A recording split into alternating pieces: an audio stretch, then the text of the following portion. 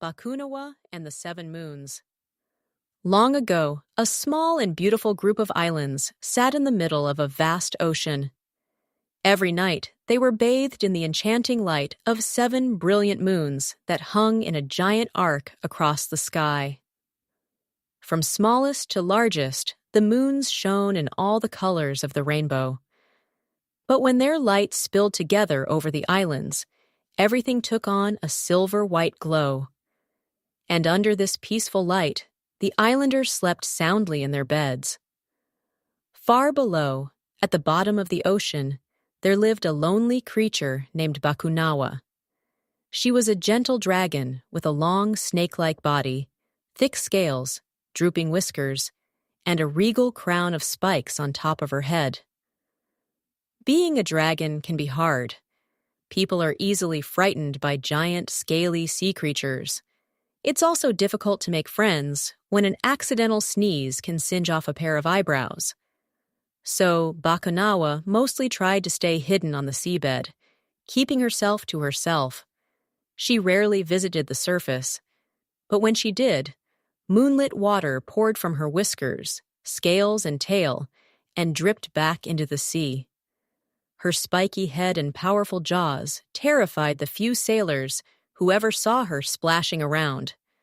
From the deep, she often watched the bright, colorful reflections of the 7 moons dancing across the water above her.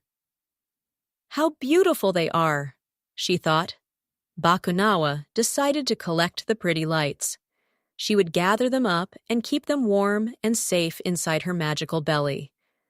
She had a pure heart, but dragons don't always think things through. With a powerful swish of her tail, she sprang into the sky and spread her wings. She opened her massive jaws and swallowed the smallest moon, the red one, with a mighty gulp. Then she plunged back into the sea. Over the following days and weeks, she returned again and again. Before long, the orange, yellow, green, and blue moons had vanished this way too. With each one gone, the moonlight changed. The silver-white sheen over the islands became bluer, then slightly purple. The nights became darker, and the shadows grew more mysterious.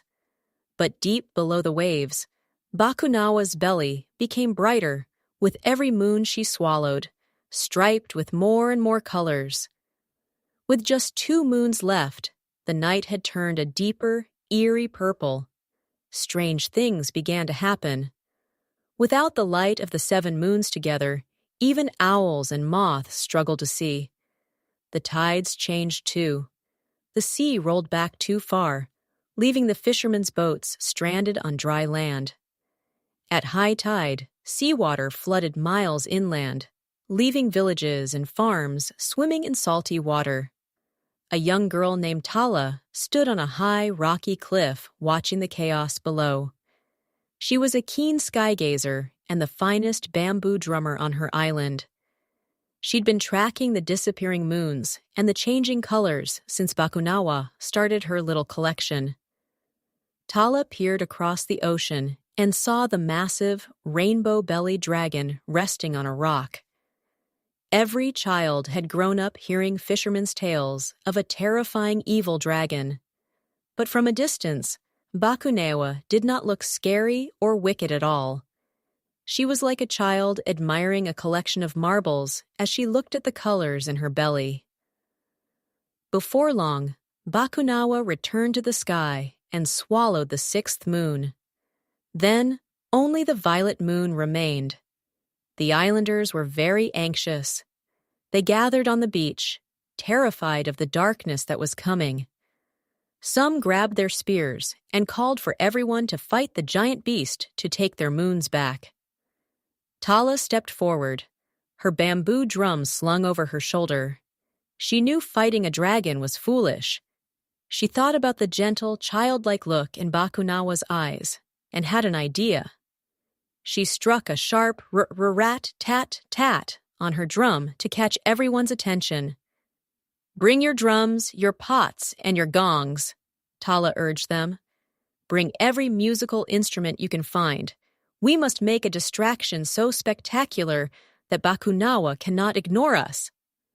Slowly, the fearful islanders lowered their weapons and agreed. High above, Bakunawa swooped in for the final moon. As she opened her giant jaws, her shadow fell across the bright surface of the violet moon. This was the very first lunar eclipse, and the crowd watched in awe. Then Tala struck her drum. That was the signal. The beach erupted.